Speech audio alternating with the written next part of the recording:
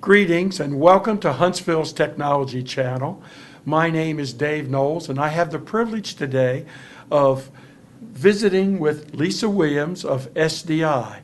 Lisa has been sharing with us in two previous segments. We will wrap up this time with eye-openers for a successful business based on her extensive experience and based on the recognition she's gotten nationally, regionally, and locally. We're thrilled to have this educational piece to offer to the viewers of Huntsville's Technology Channel. Having said all that, please continue, Miss Lisa. Thank you. I think we're at number 7 Yes. of the eye-openers, and these are things that I've learned along the way that have been just eye-opening for me. Number 7 that on my list would be have a succession plan. That's really important. I think a lot of the time we in business are so busy running the company and trying to keep it alive and try to grow it that we don't think about, what happens when we're not here. What happens when, for some reason, in emergency, you've got to leave the business for a little while, or, worst case scenario, something happens to the owner and they're not at the company anymore. So I would say, make sure you've got that succession plan. And the thing about the succession plan is what you're doing there is you're building the leadership within your company for them to take over if something happens. But another aspect is, my goal had always been to build the business to where it's a clock that runs by itself. And when you have a succession plan, that's what you're doing. You're creating a business that runs like a clock where it runs by itself. You've got the right people in the right places. You've got the leadership that can take over at a time when it's needed. You're building that company so that you've got leaders from the top all the way to the bottom. There are different types of leadership in a company, and you need all of them for it to run like a clock. And so that succession plan enables you to put that into place. And also, you've worked hard, with this company, and you want to be able to have a plan, in place in case something happens to where it needs a new leader. And if you're not there or something happens that you can't stay there, or we've had it happen in this town where we've had the presidents and owners of companies die unexpectedly, and their companies were left with no leadership, and that leaves people who work for the company in disarray, and they're not sure what's going to happen. Not only that, but the customers of the company, they don't know what's going to happen. Will the company shut down? So that succession plan is very important so that you can keep that company going no matter what happens to the owner of the company. Lisa, and that's just not a big picture succession plan. I remember hearing you speak once about this topic, and you mentioned that it was as basic as, should you travel on a plane with your husband, who was also That's an true. officer in the, so it's a plan that should be both practical and ideological. That's absolutely true. I remember we had a colonel that worked for us, and this was when I think the company was about a little bit over a year old, and he said, well, do you and your husband travel together on trips? And I said, yes. And he said, well, do you fly together? And I didn't think anything about it. I said, yes, we do. And he says, well, you two cannot fly together, because what happens if both of you die in a plane crash? What happens to the company? And it dawned on me, he is absolutely right. Those things you do need to think about. You really don't want all of your officers on the same plane. Now, it's kind of weird because they may all be in the same car going to a meeting or something, but, still, those things you still have to think about, and you've got to plan for it. So you're right. Yes. Let's see, number 8. I find this very important in growing the business, and that is marketing is not a department. It's something that everyone does in the company, and that's something that we have to instill in everyone in the company. Everyone has a different position of marketing where they work. Our receptionist, greatest marketing person, because she's the first person that people see when they walk through the door. and she has, she has to be the one that represents the company, the first person. Her position of marketing is, she needs to represent the company well. Other marketing people, our engineers, they don't necessarily go out and make marketing calls, but the way they market is they do a great job, and they're able to show customers and other companies, what a great company is because, these people are involved and they do a great job. And their marketing abilities are also, speak well of the company. And when they can speak well of the company, that's the greatest marketing tool there is, for recruiting, for letting the customer know that, the engineers are being treated well, or the technicians or whatever, so that, again, it gives a good reputation for the company. And then, of course, you have your marketing people, and, of course, your senior leadership, they're always marketing. They should be out there and, doing things so that people know who they are, and in turn know who your company is. So again, marketing is not a department. It's everybody's job in a company, no matter what position they hold. Number 9 would be, I would say, pursue your passion.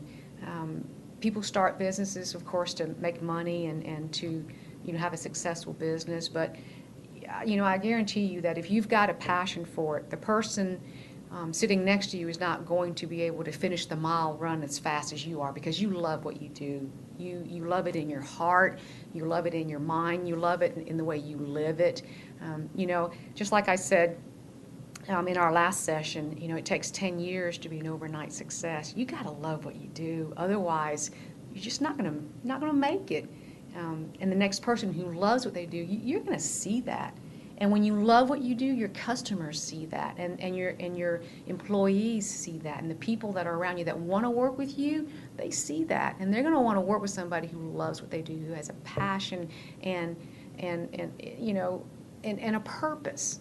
It's very important. Everyone, I think that's what drives people, is purpose.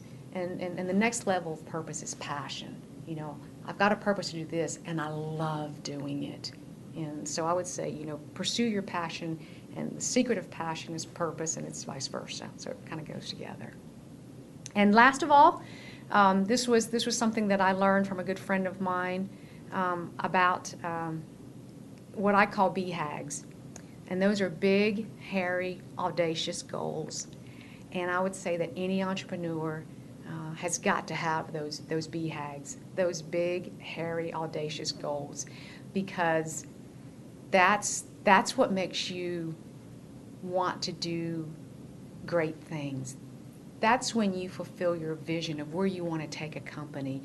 Have big dreams, have big goals. If you're gonna you're gonna live this life, you're gonna have this company, you're gonna put all of your life into this company. So have those big goals and just run for it, and don't let people tell you those goals are too high, or you can't meet those goals because you don't have enough money, you don't have enough resources, you don't have enough time. If you have those big, hairy, audacious goals and you've got a passion, you're going to run that mile, and you're going to finish it, and you're going to, reap the rewards when you finish that mile. So I would say those big, hairy, audacious goals for your business as well as for your life. I'd hate to look back when I'm 80 and say, I wish I had done it. When I could look back when I'm 80 and say, well, maybe I tried it and it didn't work, and unless I would have known. Or I could look back at 80 and say, you know what, I had those big, hairy, audacious goals, and I did it. So those are my big 10. Well, thank you so much for sharing them with us. The last 4 we've talked about.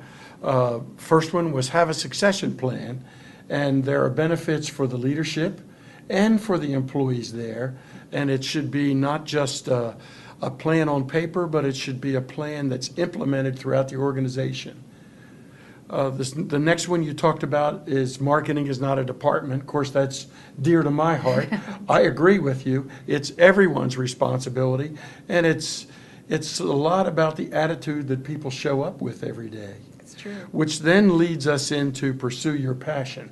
it would be a blessing for all of us to have colleagues that we work with who are pursuing their passions, because then they show up with that marketing mindset.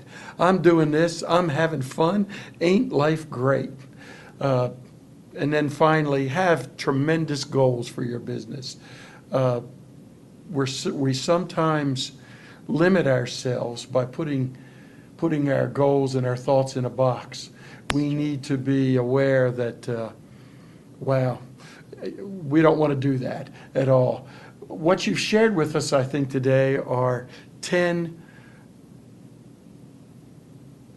good thoughts about how to be a successful leader and have fun at it, if I can say that. You obviously are having fun because you present that type of attitude. And I've only been in town a decade, but I've realized that you had a successful business, sold it, and then came back into a business. So there must have been something to drive you back that was fun, something that was challenging. Do you have one more thought that you would add that you've learned, this month, this week, today, that you would perhaps add to this list? Well, let's see. I think it would have to be, have patience with yourself also. I tend to want to go and do something, and I want to do it in a certain way with certain people or with a certain vision. And sometimes I kind of have to stop and look back and go, okay, that may be, not the way to go, but I really wanted it to go this way. So, I've got to, bring myself back and be patient with myself, because it's not, if you can't get it right the first time, it doesn't mean you won't get it right the second time or the third time. And you have to be patient with yourself and not be so hard on yourself if it doesn't happen the first time, whatever it is. So again, all of these things of going forward and doing great things, it also takes patience too. Well, thank you very much. You remind me of the story of Thomas Edison, who failed how many times trying to invent the light bulb. It's not how many times he failed, it's how many times he tried, because obviously he was successful. But thank you very much for sharing your personal top 10 list of eye-openers, for your leadership in this community, and for this presentation on leadership here on Huntsville's Technology Channel.